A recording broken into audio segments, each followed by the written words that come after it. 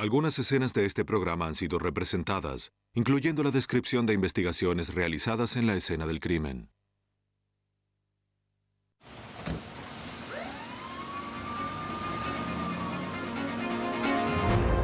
El empleado de una tienda muere durante un asalto en Tennessee.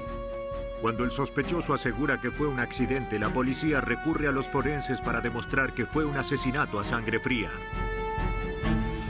Se descubren 2 cadáveres en una casa de huéspedes de Albany, Nueva York. Para hallar al asesino, los investigadores recurren a tecnología del siglo XIX. En Luisiana, un pescador descubre el cuerpo mutilado de una mujer. Una huella ensangrentada es la única pista con que cuentan los investigadores para descubrir la identidad del asesino. Cuando no hay testigos de un crimen, la policía tiene que buscar otras formas de resolver un caso.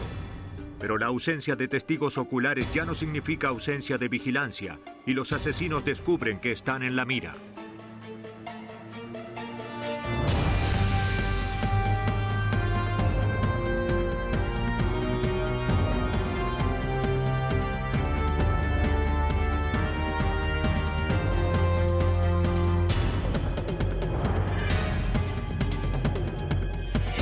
Los nuevos detectives. Casos estudiados por la ciencia forense. En la mira. En este episodio se cambiaron los nombres de algunas personas. En las primeras horas de la mañana del 2 de julio de 1995, la policía de Chattanooga, Tennessee, recibió un llamado de emergencia. ¿Emergencias? Un hombre había descubierto el cuerpo acribillado de un empleado en la tienda de una gasolinera local. Los detectives hallaron a la víctima en la trastienda. El gerente identificó luego a Lenny King, un empleado de 34 años. Le habían disparado en el brazo y en el pecho con un arma de gran calibre y a escasa distancia. Los investigadores hallaron esposas en el lavabo que estaba junto al cadáver. Cuando los técnicos examinaron el lugar del crimen, encontraron manchas de sangre entre el local y la trastienda. Los forenses determinaron que la sangre pertenecía a la víctima. El equipo examinó luego la tienda con minuciosidad. La caja registradora y la caja fuerte estaban vacías. El homicidio parecía producto de un robo. El asesino se había llevado más de $2,000. Pero los técnicos no hallaron huellas dactilares del ladrón. Los investigadores esperaban que las cámaras de seguridad del local pudieran brindarles alguna pista. Cuando el gerente les entregó las cintas, los investigadores comprobaron que las cámaras habían registrado el ingreso del sospechoso al local. ¿Es él? Cuando el gerente vio las imágenes en que un hombre vaciaba la caja registradora y la caja fuerte, reconoció al ladrón. Parecía un ex empleado llamado Jason Rhodes. Según los archivos de empleados, el joven, que tenía 22 años, solo había trabajado unas semanas en el local. La víctima, Lenny King, lo había entrenado. Según el gerente, Lenny King era un empleado muy aplicado y eficiente que trataba bien a todos. Pero King había señalado que Jason Rhodes era haragán y que no prestaba atención, que no se tomaba el trabajo muy en serio. Una vez terminado su periodo de entrenamiento, Jason solo fue a trabajar una vez y luego renunció. En la estación de policía, los detectives volvieron a ver la cinta grabada. La grabación consistía en una serie de fotografías fijas tomadas cada 2 segundos y mostraba las imágenes de las 2 cámaras de seguridad del local. Al examinar las imágenes cuadro por cuadro, advirtieron que el sospechoso llevaba lo que parecía ser un arma calibre .357. Ve a Jason Rhodes y reacciona. Pero la información de fecha y hora del video impedía ver bien la imagen de la víctima en el momento en que el agresor se le acercaba y lo obligaba a dirigirse a la trastienda. Y esa habitación donde la víctima fue asesinada estaba fuera del alcance de las cámaras. Los investigadores pudieron imprimir una imagen del agresor. Para confirmar la identidad del asesino, la policía enseñó una fotografía del sospechoso al padre de Jason Rhodes. Consternado ante lo que veía, el señor Rhodes identificó al hombre de la fotografía como su hijo. Cuando le preguntaron si sabía dónde estaba su hijo, el hombre dijo que Jason y su novia, Sonia Oldman, habían salido de la ciudad el mismo día en que se encontró a Lenny King asesinado. Jason no le había dicho a su padre por qué se iba, pero le dijo que lo más probable sería que no volviera. El señor Rhodes dio a los investigadores una descripción del vehículo de su hijo. La policía había identificado al asesino de Lenny King. Teniendo en cuenta lo absurdo del crimen, el sargento Rodney Bowman sabía que era necesario detener a Jason Rhodes lo antes posible. Estábamos ante un joven que no le daba ningún valor a la vida. En ese momento no sabíamos si actuaba bajo el efecto de drogas ni cómo era su conducta. Todo lo que sabíamos era que se había tratado de un acto deliberado, parecía algo así. Los detectives consideraron que el sospechoso y su novia se comunicarían en algún momento con su familia. Empezaron a rastrear todas las llamadas a los miembros de las familias de ambos. En cuestión de horas, su táctica había dado resultados. La novia de Jason, Sonia Oldman, había hablado con su abuela. La llamada se había hecho desde un hotel de Nashville, Tennessee. En la tarde del 3 de julio, las autoridades de Nashville localizaron el vehículo de Jason Rhodes en momentos en que llegaba a una gasolinera.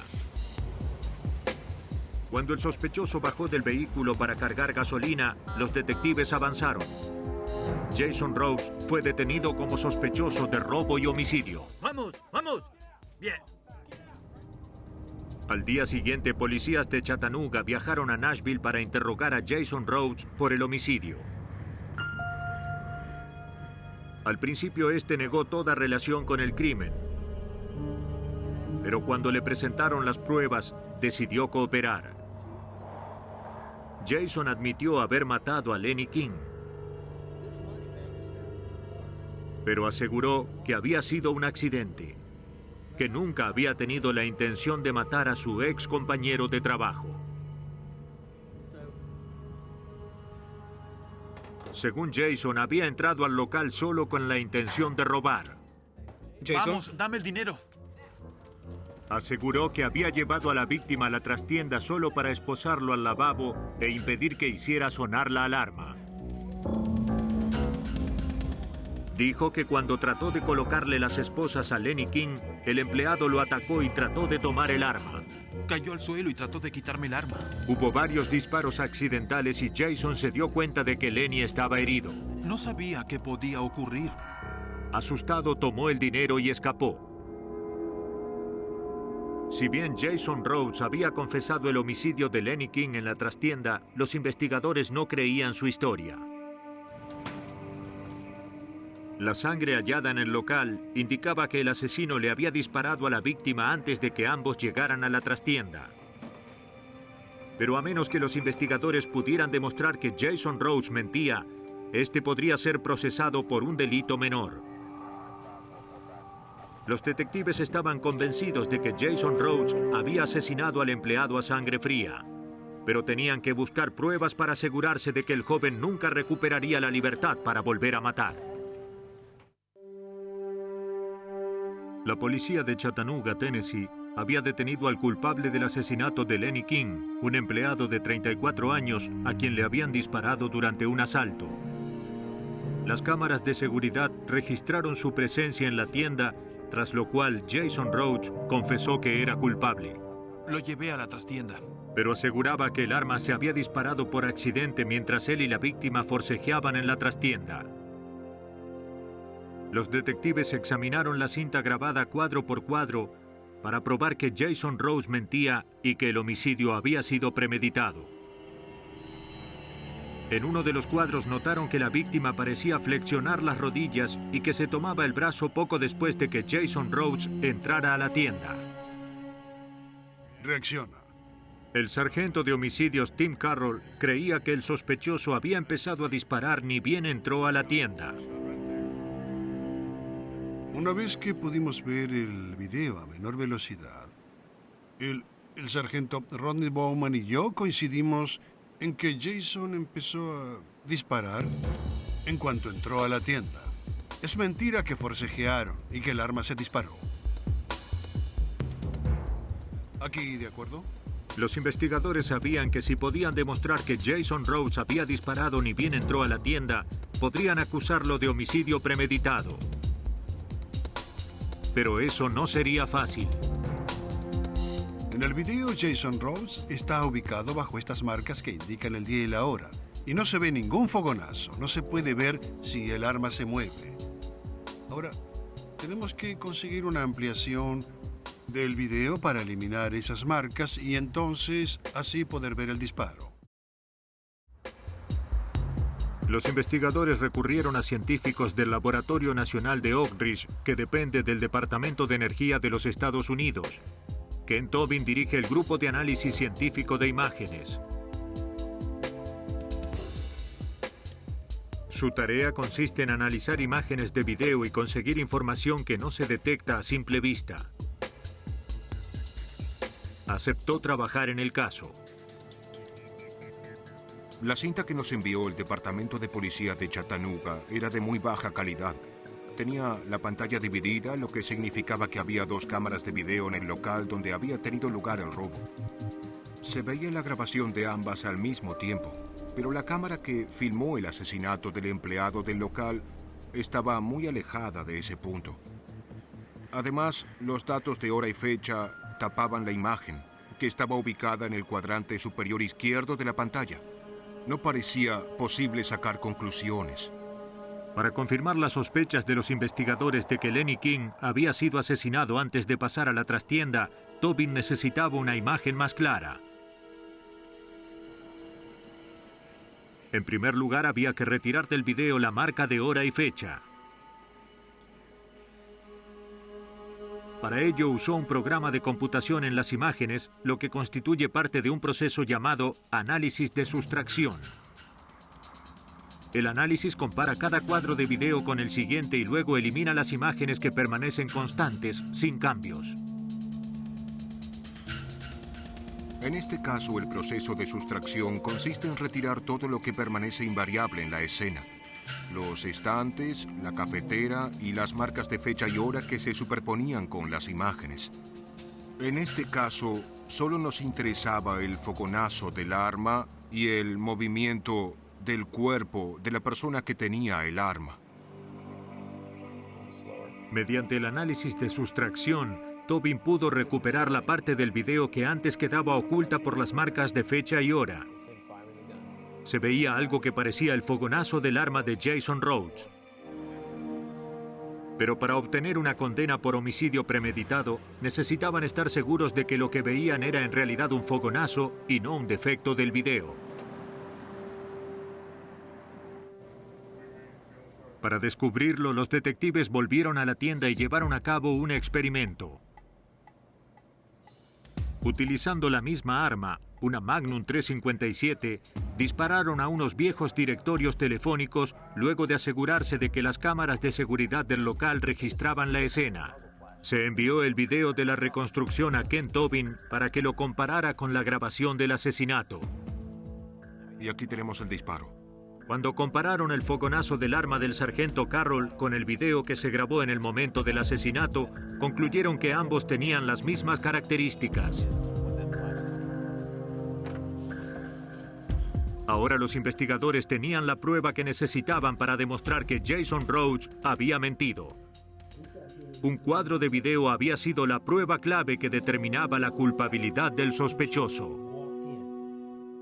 ¿Usted lo hizo?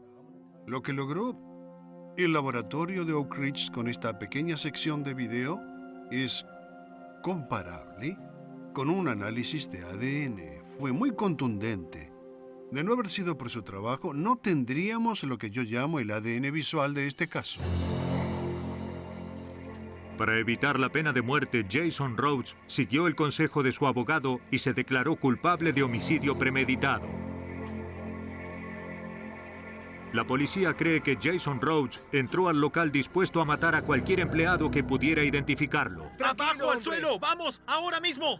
Tras dispararle en el brazo en cuanto entró, Rhodes obligó a Lenny King a dirigirse a la trastienda. Luego de forcejear por la posesión del arma, Jason disparó a la víctima 2 veces más a quemarropa. Abandonó la trastienda y tomó los $2,000 en efectivo que había en la caja. Jason Rhodes fue condenado a reclusión perpetua. Su crimen pudo descubrirse gracias a la tecnología moderna.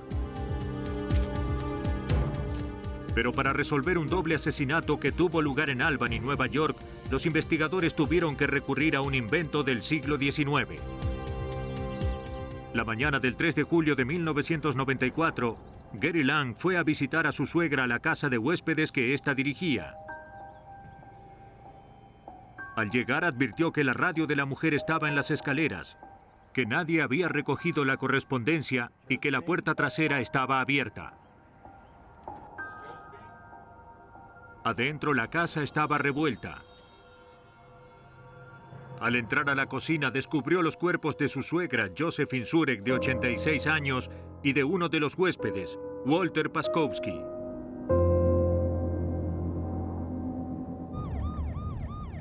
Investigadores del Departamento de Policía de Albany acudieron a la casa. Los técnicos policiales hicieron un minucioso examen de la casa. Había sangre por todas partes. El detective Anthony Bruno quedó consternado ante el espectáculo. Parecía que alguien hubiera tomado la casa y la hubiera sacudido para luego dejarla caer. Excepto la mesa de la cocina, creo que no había mueble que no estuviera dado vuelta. El contenido de todos los cajones de la casa estaba esparcido por el suelo. La cocina estaba cubierta de sangre. No se podía caminar por la cocina sin pisar sangre. La disposición de las manchas de sangre de la cocina indicaba que eran producto de golpes contundentes. Era probable que un bastón manchado de sangre que estaba en el piso fuera el arma utilizada para golpear a los ancianos. Los investigadores buscaban pistas que pudieran llevarlos hasta el asesino. En ese proceso encontraron otra posible arma. Sobre la mesa de la cocina hallaron una olla deformada y manchada de sangre.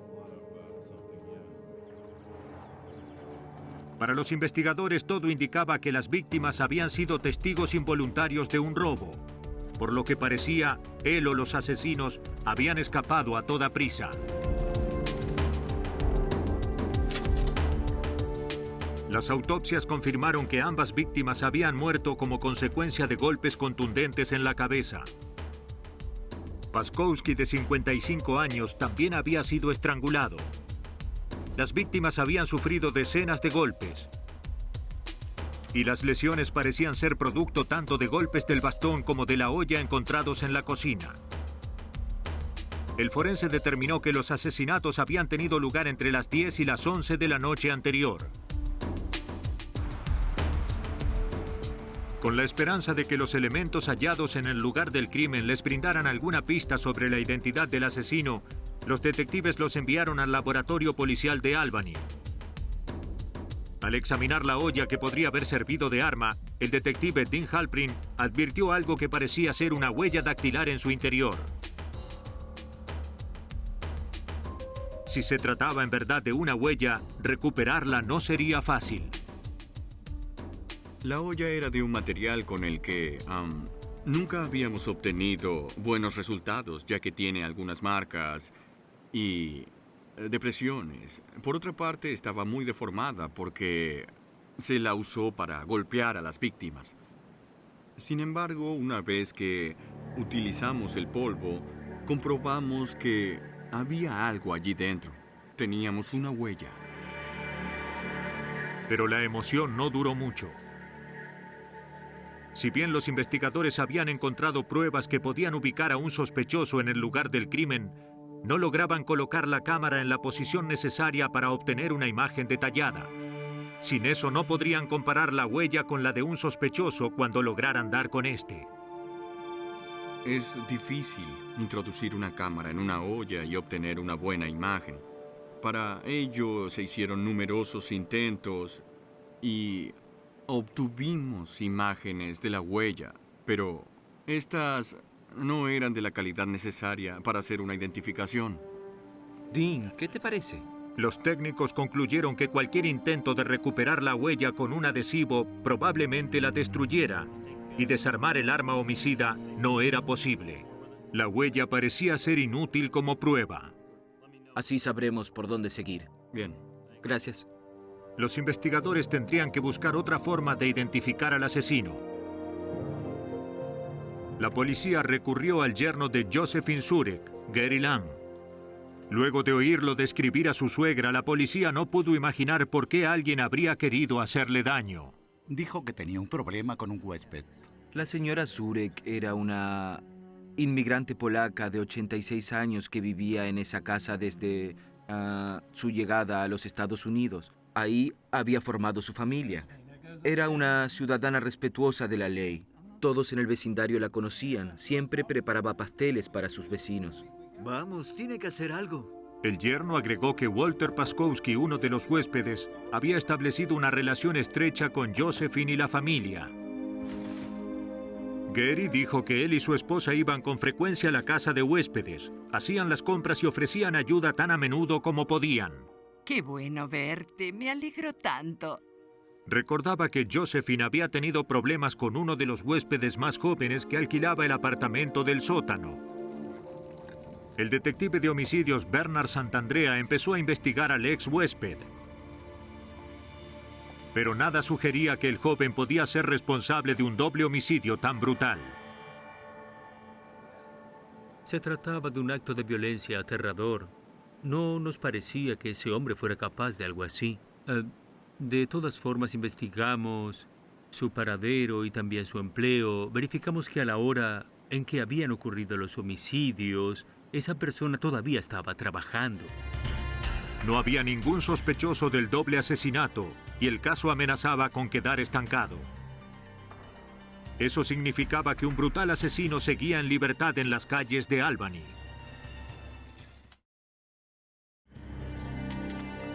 La policía de Albany, Nueva York, se esforzaba por resolver el caso de un brutal doble homicidio en una casa de huéspedes.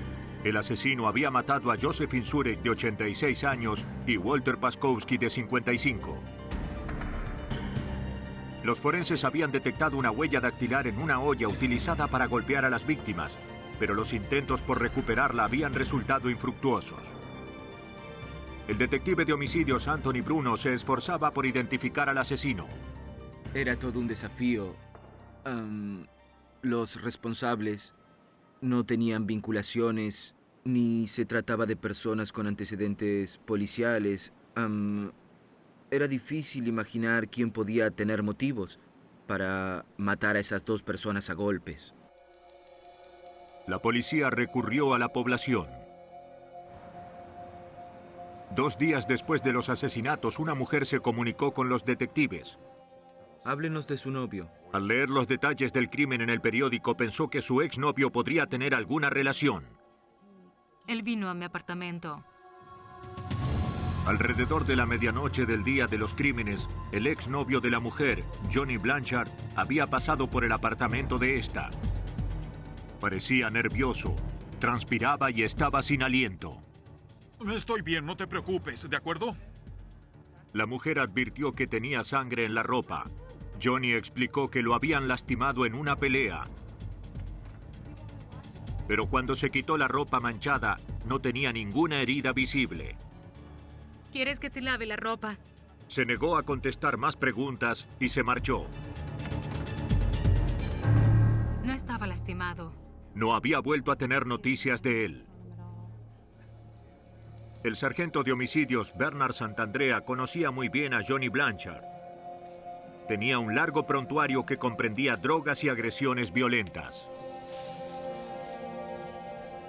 Otros investigadores del departamento ya conocíamos bien a Johnny Blanchard. Lo conocíamos desde hacía años, sabíamos que era propenso a la violencia y que tenía el tipo de personalidad como para llevar a cabo un crimen así. Es él. Los antecedentes de Blanchard indicaban que había crecido en una casa cerca del lugar del crimen. Tenemos los registros. Y se decía que en ese momento vivía en una casa abandonada junto a la residencia de la víctima. La policía creía que finalmente había identificado a un sospechoso de los asesinatos. Ahora tenían que encontrar a Johnny Blanchard. Se distribuyó su fotografía a todos los oficiales de la zona. Aquí tienen. Al día siguiente, la policía de Albany vio a Johnny Blanchard cerca de un callejón del centro de la ciudad. Los oficiales lo detuvieron y lo presentaron ante los detectives de homicidios. Durante el interrogatorio, Blanchard se mostró arrogante y no cooperó. Dijo que no conocía a las víctimas e insistió en que no sabía nada sobre los asesinatos. Luego de exigir la presencia de un abogado, pidió hacer un llamado telefónico. Luego de unas horas de interrogatorio, finalmente Johnny preguntó si podía llamar a su exnovia por teléfono. Quería hablar con ella antes de seguir hablando con nosotros. ¿Qué hiciste? ¿Qué les dijiste? Blanchard quería saber qué le había dicho su exnovia a la policía. Pero mientras hablaba por teléfono, le oyeron admitir que había robado un televisor y algunas joyas de la casa de huéspedes. Cuando la policía presentó al sospechoso esa información, llegó su abogado. ¿Sí?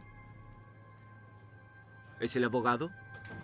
Se negó a permitir que su cliente contestara más preguntas.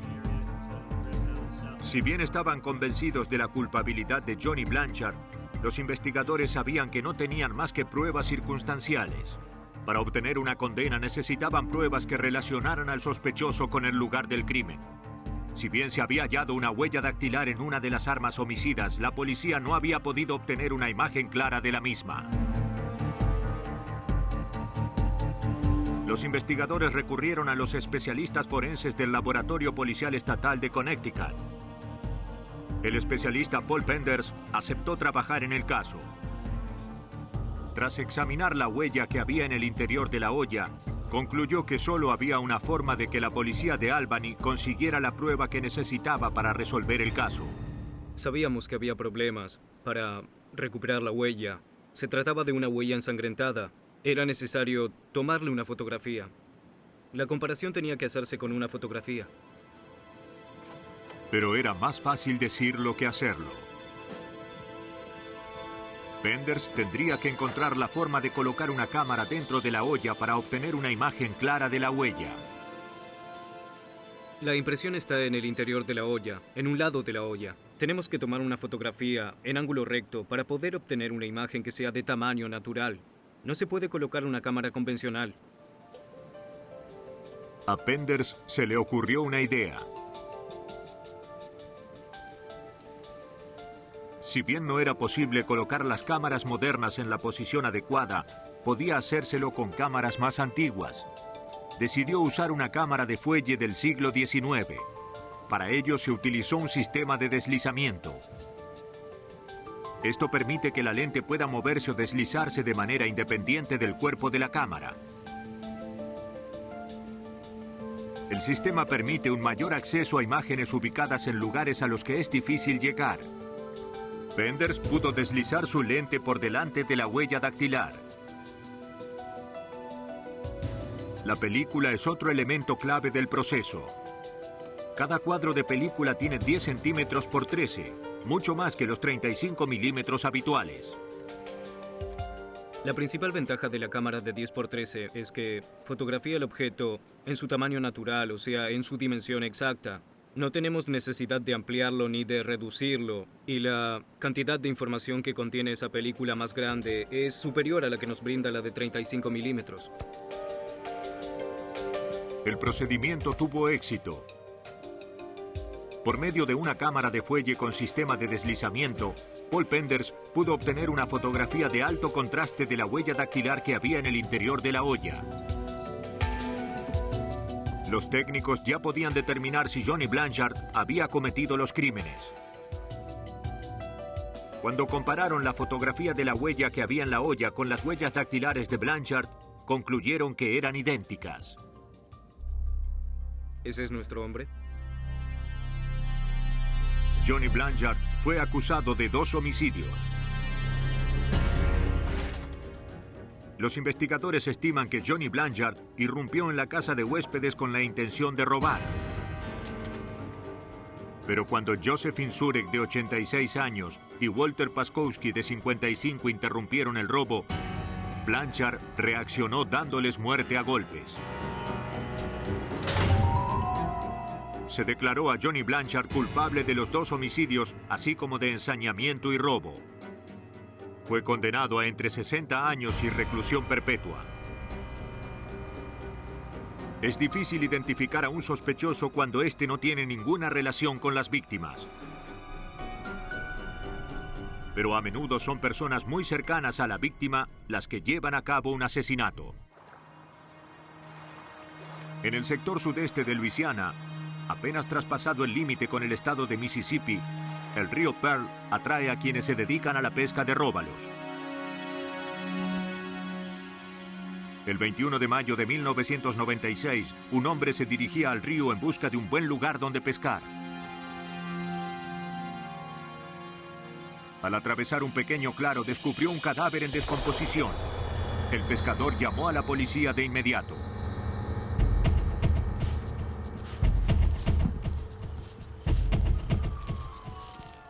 En cuestión de minutos, oficiales y técnicos forenses del Departamento de Policía del Condado de St. Tammany llegaron al lugar. Antes de empezar a examinar los alrededores, los fotógrafos policiales tomaron imágenes de la zona. Y había mucho que registrar. Los investigadores hallaron decenas de cartas y papeles personales esparcidos en un amplio radio. Cerca de ahí encontraron un bolso vacío. La víctima, una mujer, había sido golpeada y apuñalada en el cuello. Los oficiales examinaron la zona en busca de pistas sobre la identidad de la víctima. Pero excepto las cartas, no encontraron nada. Trasladaron a la mujer a la morgue para que pudiera efectuársele una autopsia. Si bien el grado de descomposición hacía que el cadáver fuera irreconocible, el forense determinó que la víctima era una mujer caucásica de aproximadamente 1,70 m de estatura y de entre 35 y 45 años de edad. Había muerto hacía menos de una semana. Los detectives del Departamento de Policía del Condado de St. Tammany iniciaron el proceso de identificación de la víctima. El capitán David Hall no contaba con mucha información.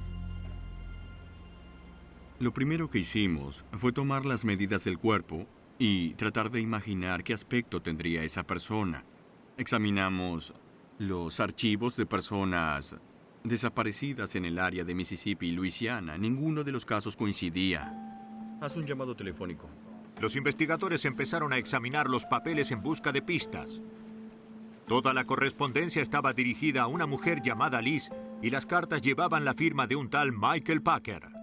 ¿Viste las cartas con la firma de Packer? La dirección del remitente se hallaba a menos de 160 kilómetros en Biloxi, Mississippi.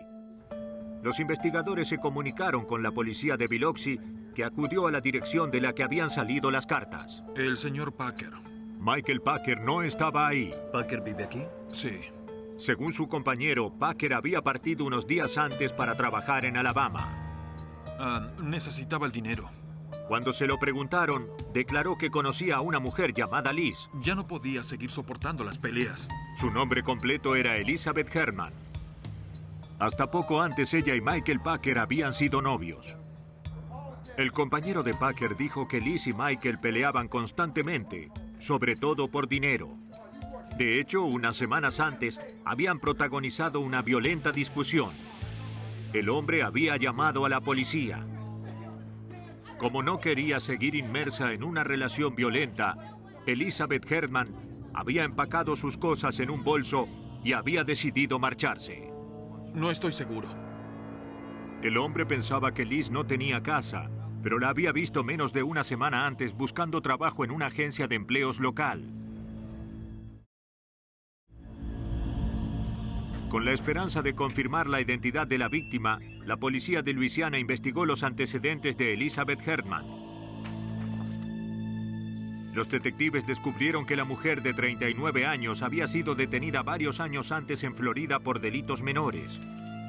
Sus huellas dactilares estaban en el expediente. Cuando las compararon con las de la víctima, coincidían. La policía había identificado a la mujer cuyo cadáver había aparecido a orillas del río Pearl. Su novio, que había abandonado la ciudad en el momento del asesinato, era ahora el principal sospechoso. Los investigadores tenían que encontrarlo. La policía del condado de St. Tammany había identificado el cadáver de una mujer aparecido a orillas de un río. Se trataba de Elizabeth Herman, de 39 años. Para encontrar a su asesino, los investigadores empezaron a reconstruir los movimientos de la mujer durante los días anteriores al homicidio. La policía de Luisiana fue a la agencia de empleos ubicada cerca de Biloxi, en Mississippi, donde se había visto a la mujer por última vez. El director confirmó que Liz Herman había solicitado empleo el 18 de mayo, 3 días antes de que se encontrara su cadáver. Y Liz no había ido sola ese día. Según constaba en la agencia, se había registrado con 2 hombres, Arthur Cyber y Alfred Hansman, y una mujer llamada Felice Fisher.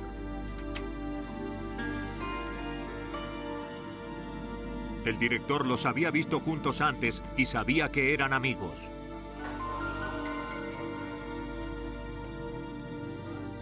También confirmó que Michael Packer, el exnovio de Liz Herman y principal sospechoso del crimen, se había registrado más temprano ese mismo día.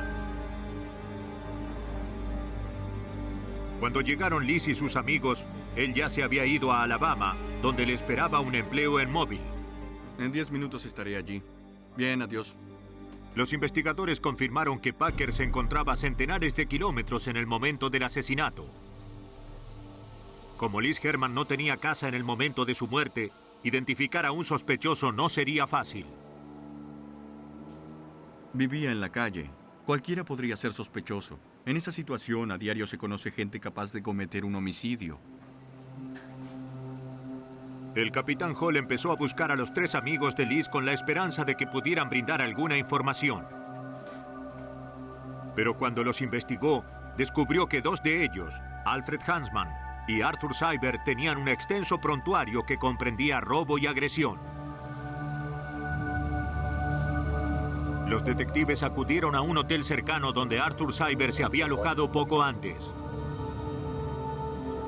Si bien ya no estaba ahí, una empleada del hotel recordaba bien a Cyber. Se alojaba en una habitación con 2 mujeres y otro hombre. Una de las mujeres coincidía con la descripción de Liz Herman. La empleada recordaba que cuando el grupo se fue, tuvo que limpiar la habitación. Parecía que había tenido lugar una pelea violenta. El vidrio de la ventana estaba roto y en el cobertor de la cama había manchas que parecían de sangre. La empleada del hotel no había vuelto a ver a ninguno de ellos y tampoco habían dejado una dirección. Bien. La información llevó a los investigadores a creer que los amigos de Liz Herman tenían relación con el asesinato. De inmediato se distribuyó una descripción de las 3 personas y del auto que se estimaba conducían. Unos días después, a centenares de kilómetros de ahí, la policía de Hutchins, Texas, localizó a los sospechosos. Fueron detenidos y trasladados a Luisiana. La policía examinó el vehículo y lo que había dentro. Entre otras cosas, 6 pares de zapatos, algunos papeles y algo de ropa.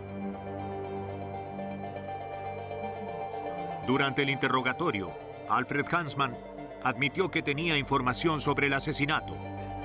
Hansman dijo que mientras los 4 amigos estaban alojados en el hotel, Liz Herman y Arthur Cyber habían discutido. Liz había conseguido un empleo y Cyber quería que le diera dinero para comprar drogas y alcohol. Como ella se negó, Cyber rompió la ventana y la agredió. Finalmente las cosas se calmaron. Poco después, Cyber sugirió que todos fueran a la ciudad. Pero según Hansman, Cyber condujo al grupo a un lugar apartado del río Pearl. Dijo que quería dar un paseo con Liz para disculparse en privado por su conducta en el hotel. Fue una gran pelea. Varios minutos después, Arthur Cyber salió del bosque solo y cubierto de sangre. Había asesinado a Liz para robarle.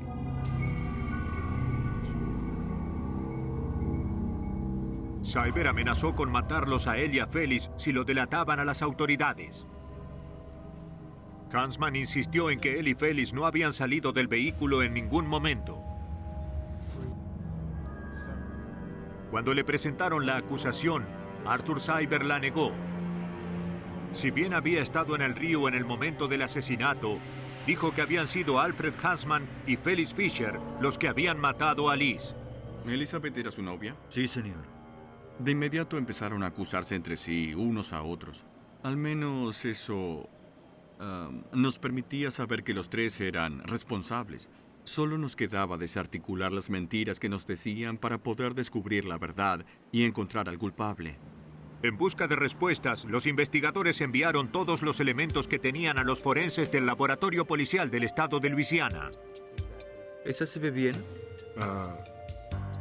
Sí. Ahora dependía de ellos demostrar cuál de los sospechosos había matado a Elizabeth Herman.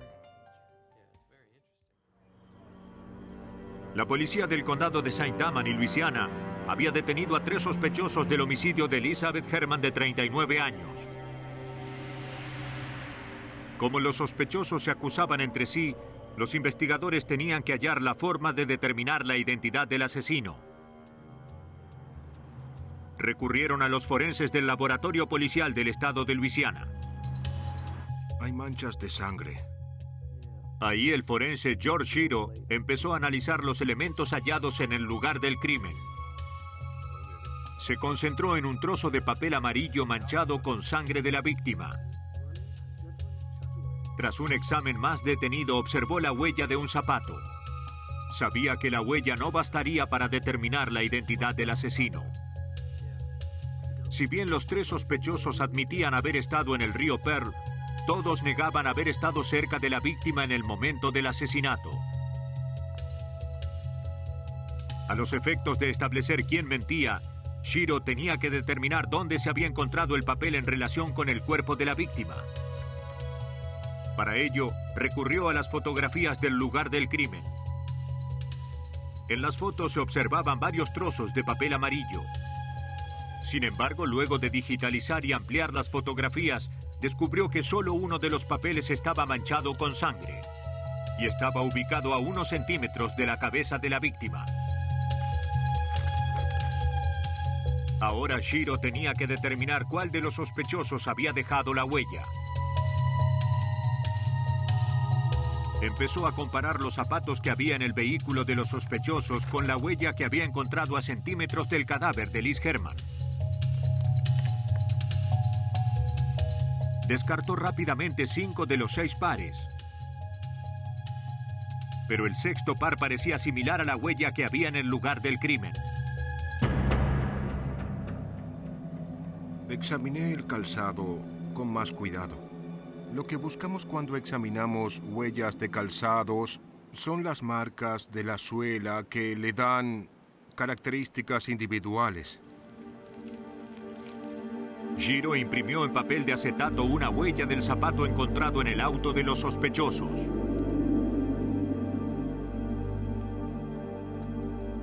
Cuando la superpuso con la huella descubierta en el lugar del crimen, concluyó que coincidían. La policía determinó que el zapato que había dejado la huella pertenecía a Alfred Hansman. El trabajo de Giro demostró que Hansman se encontraba a centímetros de la víctima en el momento del asesinato, algo que el sospechoso había negado. Finalmente, Hansman confesó su participación en el crimen. Está bien, de acuerdo. Pero insistió en que no lo había hecho solo. ¡Bueno, basta ya! Dijo que él, Arthur Cyber y Felix Fisher habían llevado a Elizabeth Herman a un claro de un lugar apartado cerca del río con la intención de robarle. Pero el robo se les fue de las manos, y cuando Liz se defendió, Arthur Cyber la apuñaló en el cuello. Hansman admitió haber golpeado a la víctima, pero dijo que Cyber la había matado. Más tarde, las pruebas de polígrafo confirmaron que los 3 sospechosos habían participado en el asesinato de Elizabeth Herman. Arthur Cyber fue acusado de homicidio premeditado y condenado a reclusión perpetua. Alfred Hansman recibió la misma condena. Felix Fisher se declaró culpable de complicidad en homicidio premeditado y de secuestro. Fue condenada a 25 años de reclusión.